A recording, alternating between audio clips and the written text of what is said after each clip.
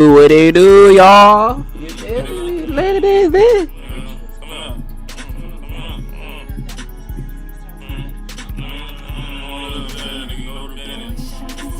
We can walk them down. You know I ain't picky. Yeah. Like I be in Oklahoma City. My little bitch is temporary. I'll turn total credit. Yeah, I can pop my shit right now. But low key, I've been chilling. Little brother still cheating. Can't even bring around me. Heard the fed watching. Jimmy Spears get my good side. Little bro walk down. T-shirt ain't Start the closing line. Let me start. See how you flying in the jet. Like I'm from New York. Like I'm from New York. Yeah, that was bad on that bit. I said bitch to a court. That was bad on that bit. But what it do, y'all? What y'all got going, man? We lit in this bit, bro. We lit in this bit. Hey, bro, we lit in this bit, though. For real shit. How y'all doing, bro? Make sure y'all like, comment, and subscribe down below. Hit the notification bell, man. Y'all already know what it is, bro. I ain't gonna lie, bro. We lit now. We full time with this shit, bro. I ain't gonna lie. Tell me I had to quit my job yesterday, bro. Let me tell y'all this shit, bro. They kept trying me, bro. You feel me? I wasn't fucking with that. I quit that bitch. I quit. Cause who the fuck? You feel me, cuz? Like, these jobs be tripping. They be on some other shit, bro. They be on some other shit, man. But y'all know we had to get lit, but when we came in this big, y'all already know that. Y'all know we gotta get lit, bro. That was we can walk them down. I'll hop out. You know I ain't picky. Hey, that was knobbed.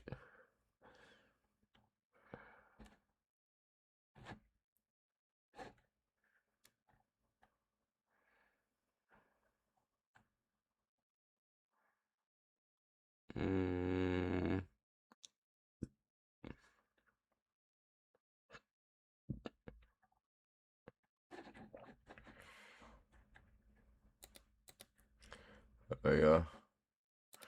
Let me add it. I'm gonna put just chatting, cause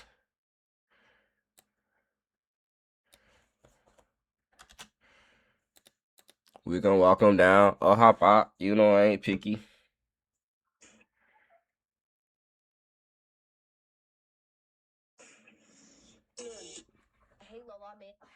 But y'all, I'm hungry as hell, bro. I need to go get something to eat.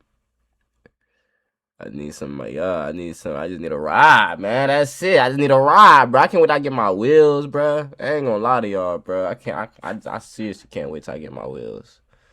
Cause what the fuck, bro? You gotta wait on motherfuckers and shit. Now I don't gotta wait on nobody for a goddamn thing. I can Uber. It's just, bro. I don't be trying to spend my money on no freaking Uber, bro. Honestly, I'll be trying to catch a ride while I can, bro. Woo! What we got going in here? Damn. What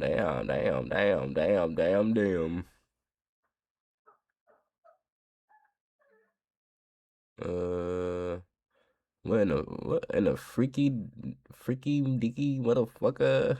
What is this, man? I feel like it's a lot of freaky shit on my thing, bro. Let's see what they got on music wise, bro. I see the same shit. Same shit, bro. But this is shit I was listening to.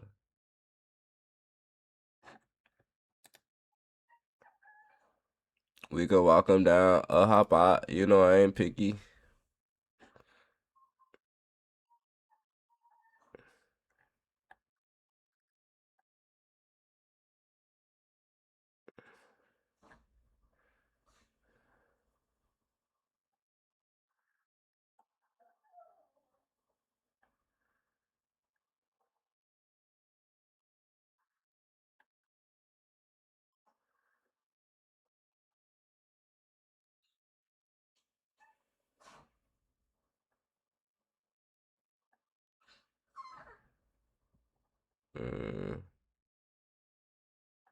What the hell? Reloading AK-47?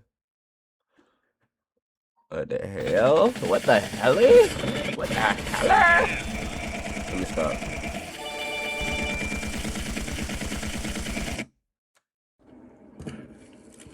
That shit rusted like a motherfucker.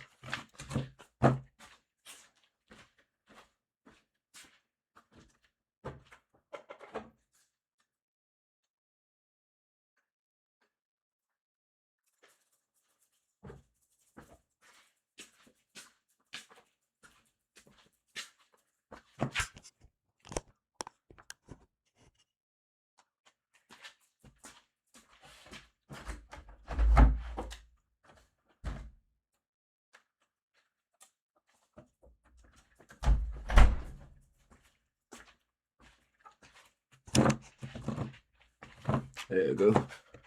There we go. There we go. There we go. There we go.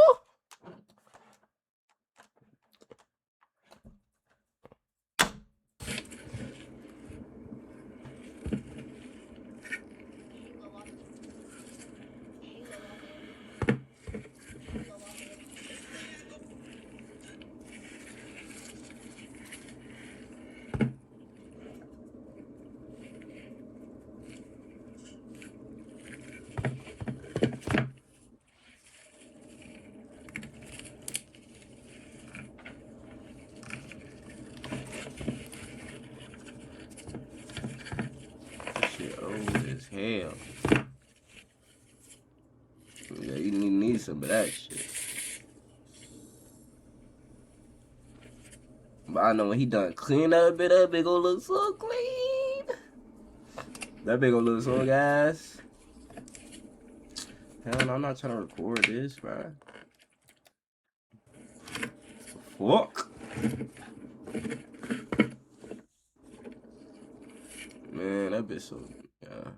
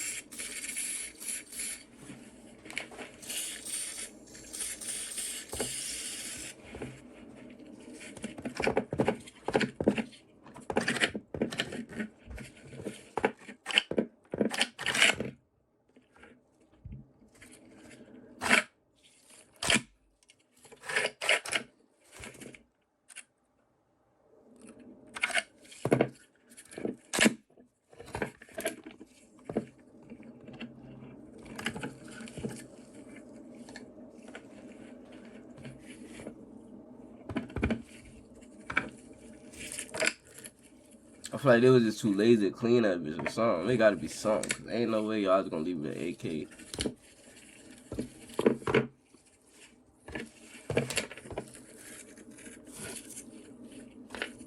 That bitch too rested.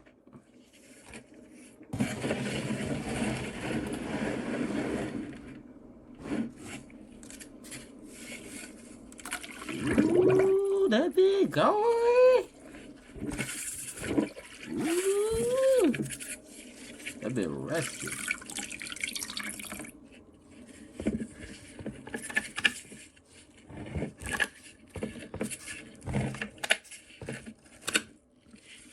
Damn.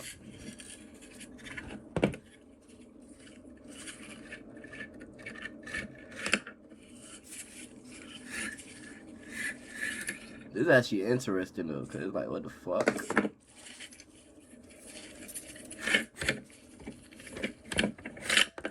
Damn. That bit rested as hell.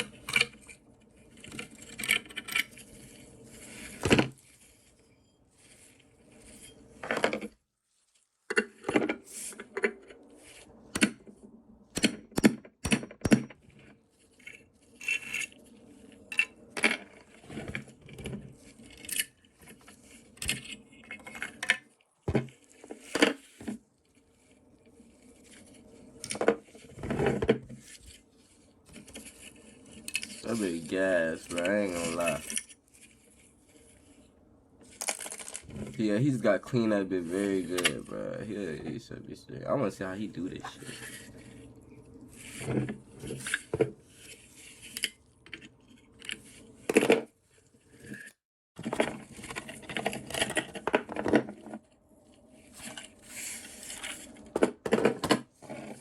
Damn. I wonder what happened if you like try to shoot one of them bitches. Like I thought the gun gonna explode or some shit. Ain't no fucking way. Yep, that shit definitely going on your ass. That shit gonna spit out straight dust. The other molecules, bitch.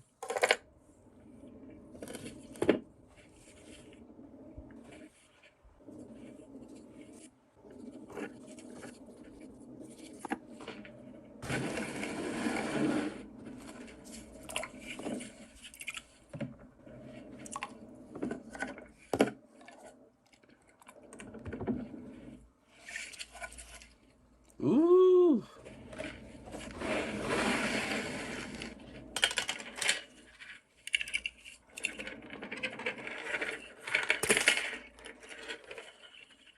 That bitch look brand new, bitch. What the hell?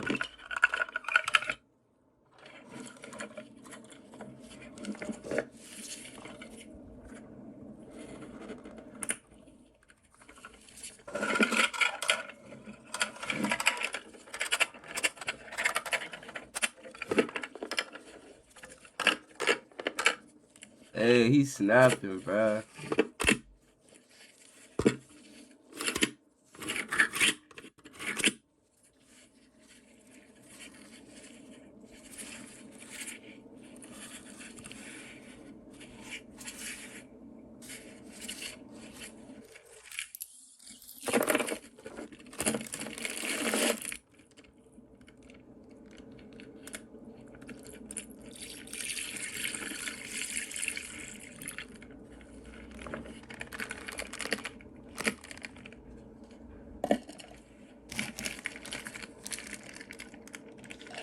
$40 later? What the hell? Damn.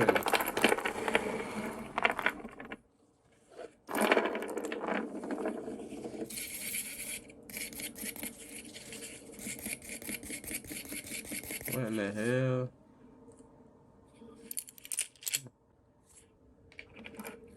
That shit crazy.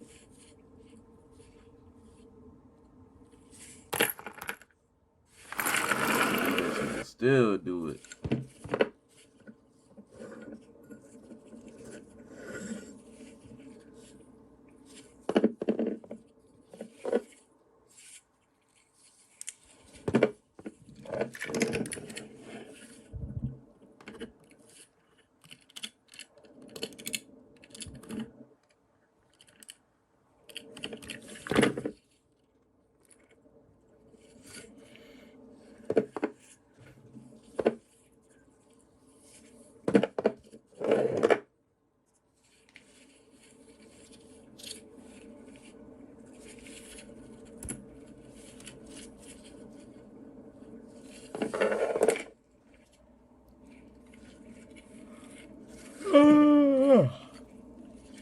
Man, I just want to see the rest of this shit. This made shit, man. I'm getting kind of impatient.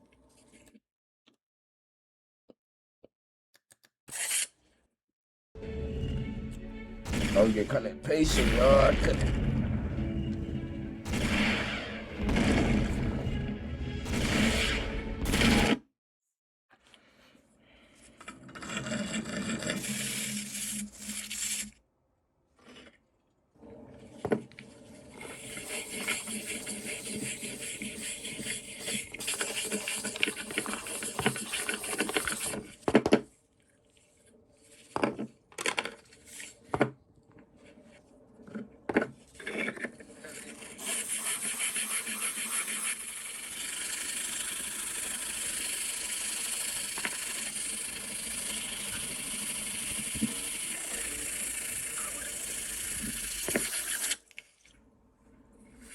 Damn, I ain't see how he did that shit.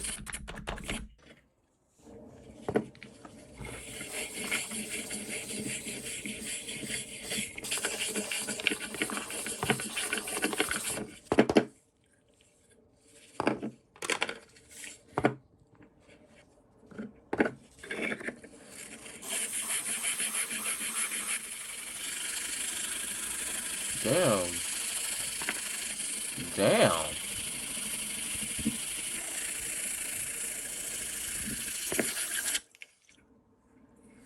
Now that's how that bitch supposed to be looking. Okay.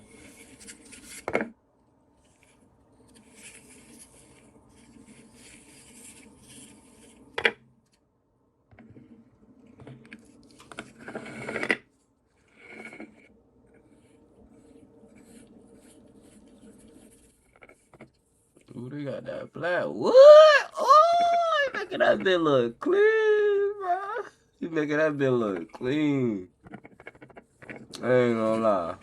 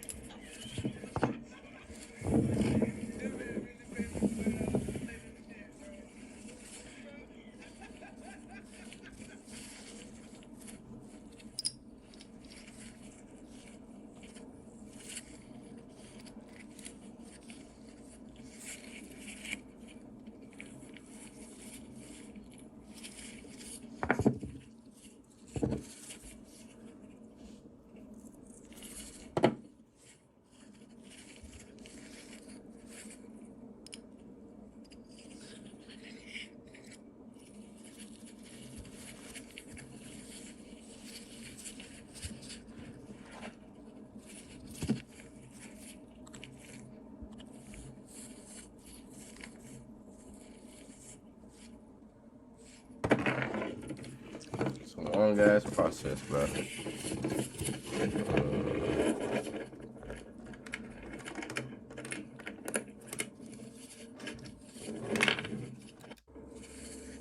Okay, this is what they do the.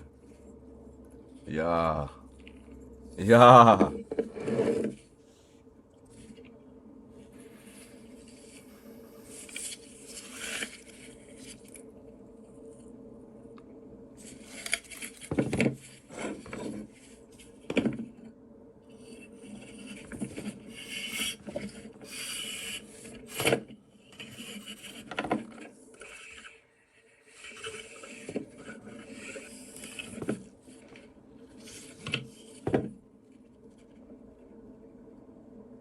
Yeah, now that's clean.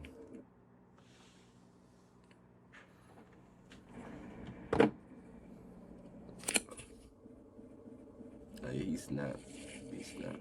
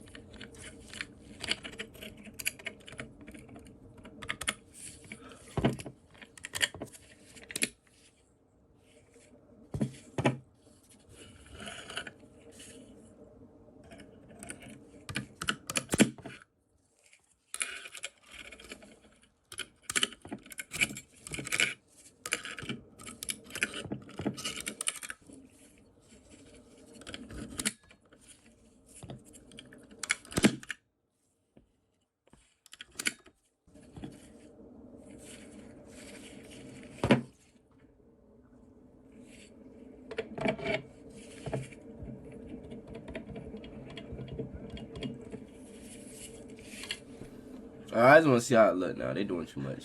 Man, what the fuck? I literally just want to see how it look.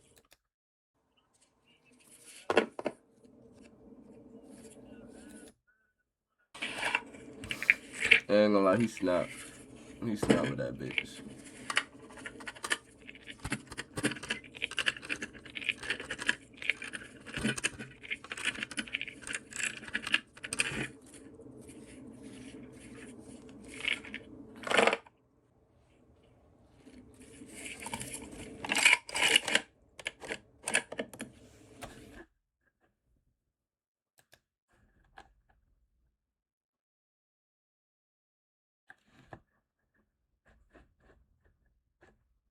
Is he gonna shoot it? Is he gonna go outside and shoot it? Okay, that's what I'm about to ask. Yeah. Oh, okay. That's what I was really waiting for.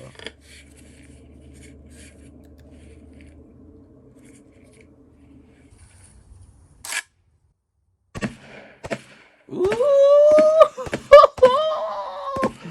Yeah. Stop playing. Yeah. That bitch spritting. That bitch spritting. Yeah.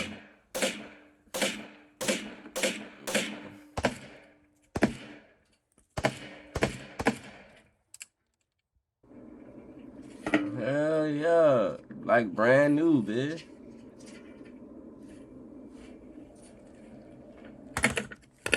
Ooh.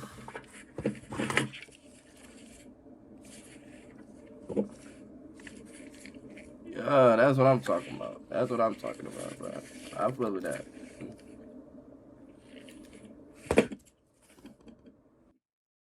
Check out how to type FUNNYMIKE, whatever I want in my. I ain't gonna. I'm not surprised. I'm not subscribing to that channel though. I ain't gonna fly. That's kind of. It's kind of too crazy.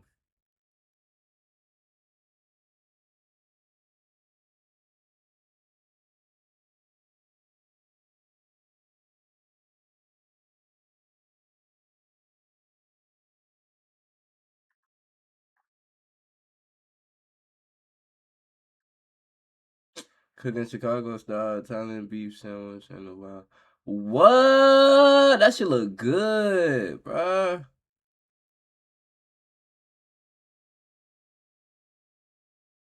Oh my god, bro. I know you fucking lying. Oh my god, that shit looks so good, bro. Right when I'm hungry, bro.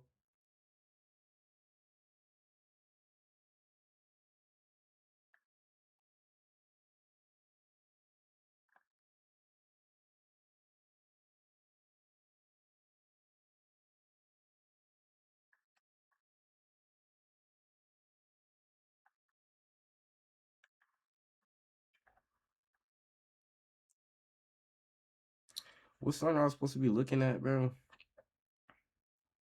Oh, hell yeah. No, I don't wanna rap to that, bro. I ain't gonna lie, his shit not even that. Yeah. I ain't gonna fly.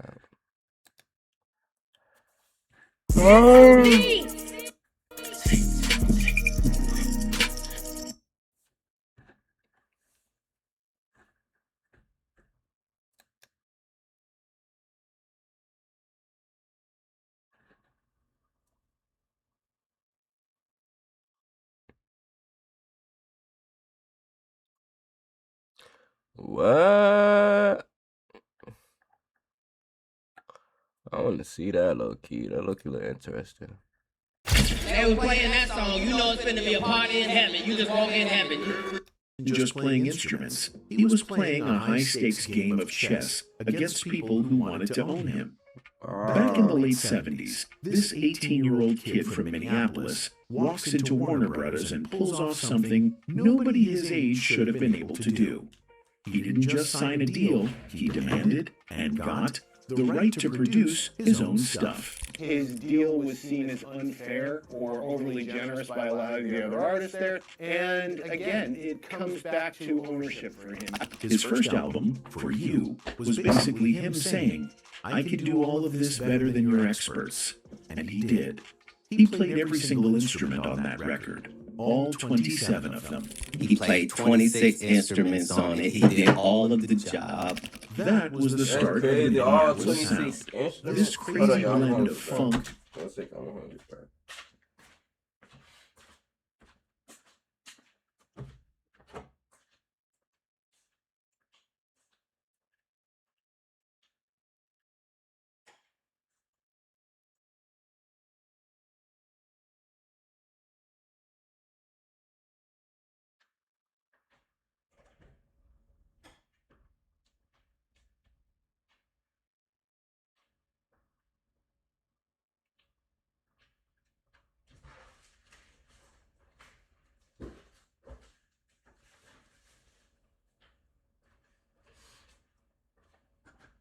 Look, I gotta get something to eat. I'm hungry as hell, y'all. Fuck that. I'm gonna see y'all after stream, bitch. I'll see you. rock, and a new wave that made the traditional labels nervous because they couldn't box it in. By 1984, the guy was untouchable. He had Purple Rain sitting at #1 as a movie, an album, and a single all at the same time. That's crazy. I feel like he's the only one who did that shit.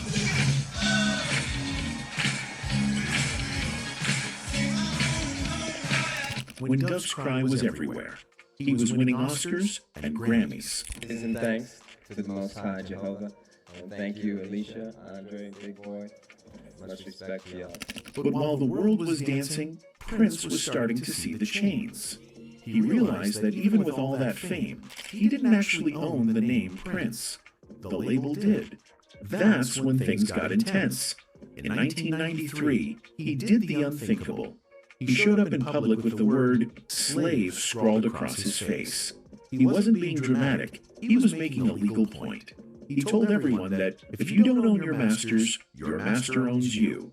He even stopped using his And I name. feel like a lot of people should have been looking into like other artists, like old artists like Michael Jackson, Prince, and people like that, Elvis. You know what I'm saying? And like, cause I feel like the same shit they was talking about back then, bro, they was talking about now, bro. You feel me? And I feel like artists has been talking about this shit for years now. And I'm like, bro, if y'all didn't notice this shit by now, bro, it's like, bro, they've been talking about this shit for years, bro, honestly.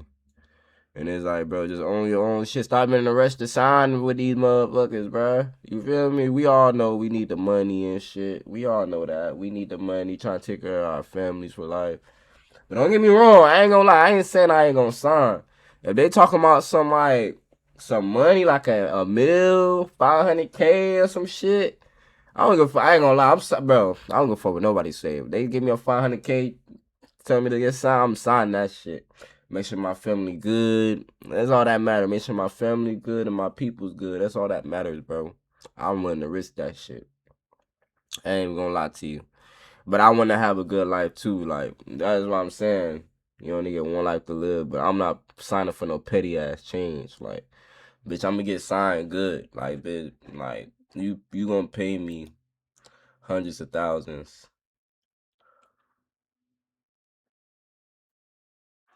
You feel me? You gonna pay me hundreds of thousands, bro. You know, I ain't, yeah. Ha! Switched to an unpronounceable symbol. People called him crazy. They called him difficult. But he was actually just the first person brave enough to call out how the industry really worked. That you are difficult, do you think? I imagine you're not hearing it here for the first time. Yeah, probably where all reputations begin. He spent years fighting for his independence, releasing albums like Chaos and Disorder just to burn through his I'm not crazy. I was born to do this.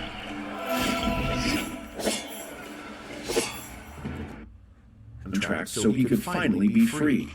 He was building a fortress at Paisley Park, not just to record music, but to keep the industry's rot away from his art. He was the blueprint for every artist who ever wanted to own themselves. And that rebel spirit is exactly what I remember when he drew people to first him. passed, And when all some them, people bro. think he knew too much Michael, about the him. industry's I darkest remember all them secrets. just passing, bro. This blueprint for independence didn't just affect the music world, it also rewired the brain of a young kid in Dayton, Ohio. Imagine being 12 in the late 70s, riding your bike around your neighborhood, already curious about life, and dating a girl who happened to be the younger cousin of a rising star. That kid was Cat Williams, and the star was Prince. And Wait! you should meet him. So I ride my bike over there, and I go in the house and I meet this guy Prince, right? And Kat has talked about this encounter a few times lately, and you can tell Bro, it's stuck with him get for that decades. the acting shit from, bro. We gotta use our, you feel me? Cause he did dress like, I ain't gonna lie, he did dress like he had on the same material and everything, bro. Prince was in town for a performance, and they ended up in the same room.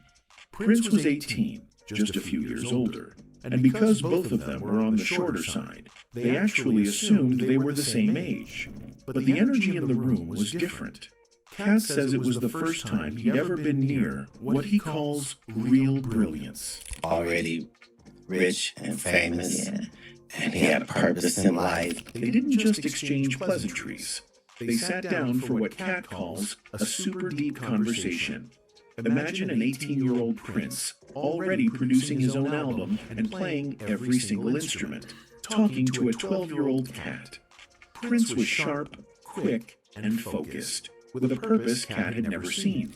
You ever meet somebody and go, ooh, this person's way smarter than me. Oh, yeah. Oh, yeah. Right. So it was really my first time being Man, in bro, I be wanting to know, like, the vicinity of real brilliant. that's The most iconic crazy. moment came when They Prince take walked like, it's Kat crazy. outside. Y'all gotta really think about it, bro. I really feel like the government has something to do with all this shit. Like, bro, like, ain't no way all the icons just passed like that, bro.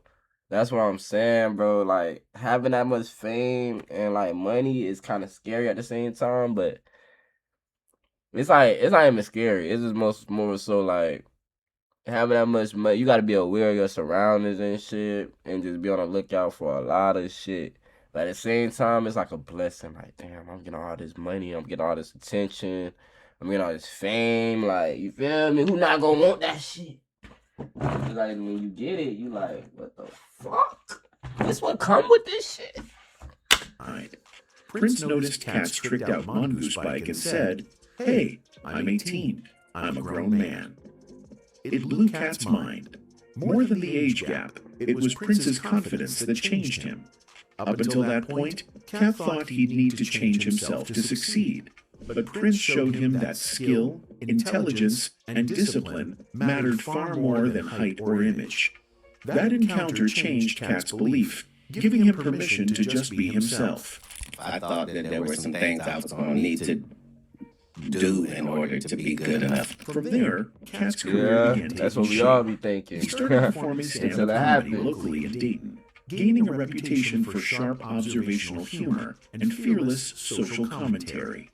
By the mid-1990s, he was touring nationally, hitting comedy clubs and college campuses with routines that combined brash honesty and personal anecdotes. Some early controversies followed him, such as his candid discussions about politics, race, and the entertainment industry often sparked heated reactions. But audiences loved the raw honesty.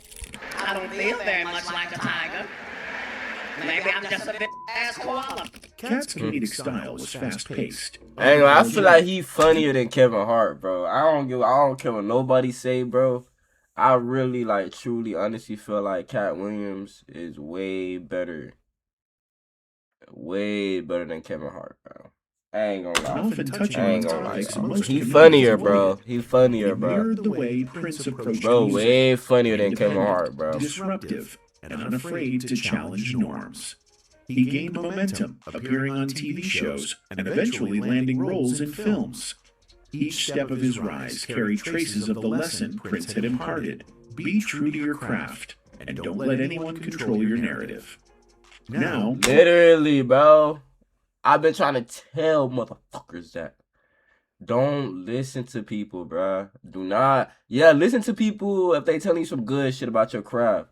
But you gotta remember, bro, you the one who started this shit. They didn't start this shit. Yeah, they could tell you be doing some shit, bro. But, bro, you don't have to do what other people tell you to do. This is your content. This is your shit. You feel me? You acting like they gonna be like sitting right next to you by doing this shit. No, it's only you. You feel me?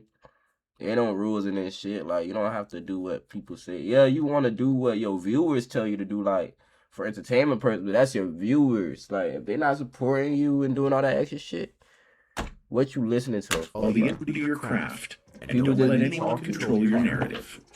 Now, while the internet likes to imagine Cat and Prince were lifelong collaborators, the truth is quieter, mutual respect that lasted decades. Cat often hints in interviews, including that viral one with Shannon Sharp, that he and Prince shared values when it came to business, women, and personal integrity. Cat frames Prince as a man who knew exactly what was going on in the darker corners of the industry, but chose to build his own world rather than join theirs. By connecting his early exposure to Prince's independence with his own rise in comedy, Cat Williams became a figure who not only learned to deal with fame, but also understood the importance of owning his story. That single meeting in Dayton planted seeds that would define his approach to his career, controversies, and creative freedom for decades to come. That world Prince built wasn't just a metaphor, it was a physical fortress where he set the rules. And sometimes those rules were the only things standing between a guest and a disaster. If you want to see the exact moment the worlds of Prince and Diddy collided in the worst way possible, you have to look at the testimony from May 2025. This wasn't just a rumor or some internet theory. It was laid out in federal court by people who were actually there. It was 2010, right after the Emmy Awards in Los Angeles. Prince was hosting one of his legendary late-night parties at his home. For anyone in the industry, an invite to Prince's house was the ultimate gold ticket. Cassie Ventura testified that she and a friend, an assistant named Mia, who was later identified as Victim 4 in the criminal indictment, really wanted to go. Cassie called it a once-in-a-lifetime experience to see Prince perform in such a private setting. She also recalled a time Combs allegedly beat his ex-girlfriend Cassie Ventura during an Oscars after-party at Prince's house. But there was a problem. She knew Diddy would never let her go. She had to sneak out of the hotel where Diddy had told her to stay while he was supposedly with his kids. Cassie and Mia decided to take the risk. He was staying home and said that Cassie should not go. But Cassie was at home with Mia, and they talked about it and decided they were going to go. So they went to the party. They got to the estate, and for a while, it was magic. They were dancing, watching Prince do his thing on stage, and for a minute, they actually felt free. But then, the mood shifted. Mia recalled the exact moment things went south. She saw a bucket hat in the crowd and locked eyes with the man wearing it. It was Diddy. The second Cassie realized he was there, she didn't just walk away, she ran.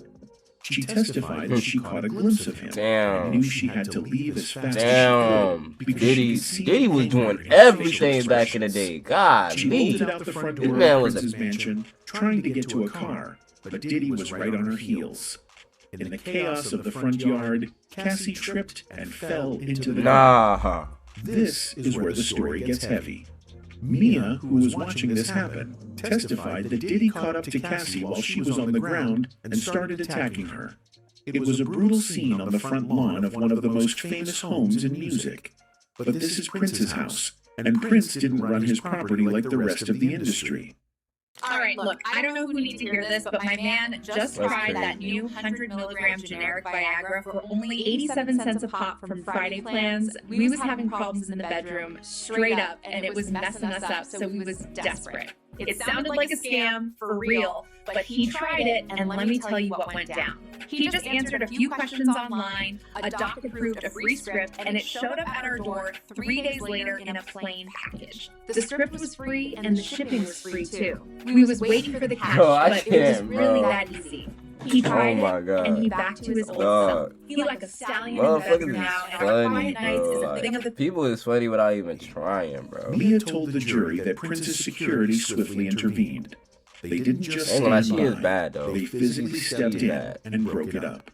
This intervention allowed Cassie to get up quickly. It's like females was crazy about him, bro. And he still did this weird, lame-ass shit.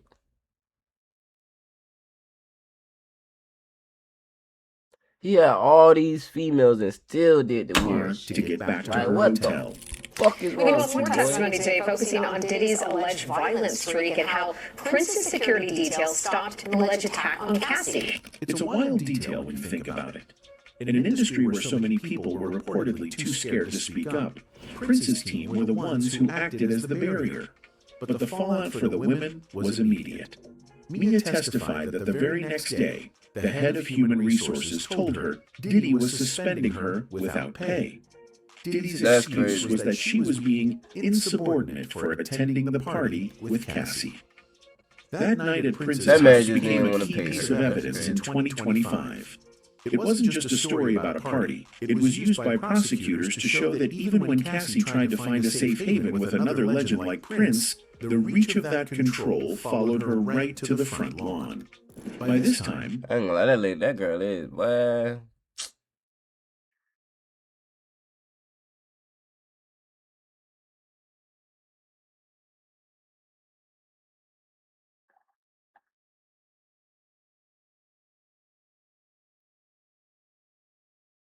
Oh, we gotta look at Gigi rumors.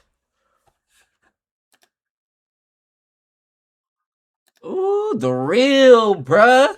Hi guys. Hold up. Hold up. Hold up.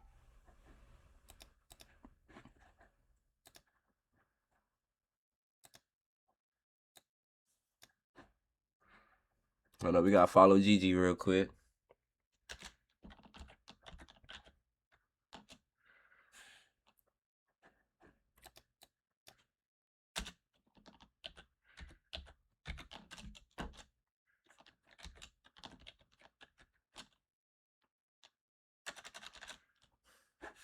What the hell?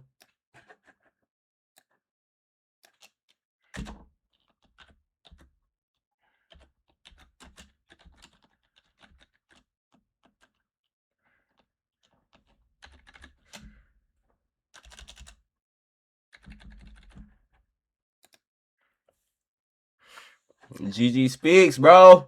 We in there. I ain't gonna lie, I ain't see this, so I'm kind of hyped to see this shit, bro. I ain't gonna lie to y'all, bro. I low-key am. I'm hyped to see this shit. My first time picking my camera up in a couple of days. It is, I believe it's January the 3rd. I just went and got my hair curled. But she look chill, though. What the fuck? I feel like somebody grabbed Kai. Somebody had to grab Kai, bro. Somebody had to grab his ass. No Diddy. Somebody had to grab his ass, bro. Somebody had to. I decided I wanted to get up and kind of make myself feel good today. So, of course, this is a very hard pill to still swallow, but I realized that I cannot sit in it. So I told myself we're gonna get up, we're gonna go get our hair curled. My curls have really fallen. I am trying to pick up on some weight. I am currently 108 pounds. So as this journey goes along, I do want to like document my weight as well, because I do want to pick up on some weight.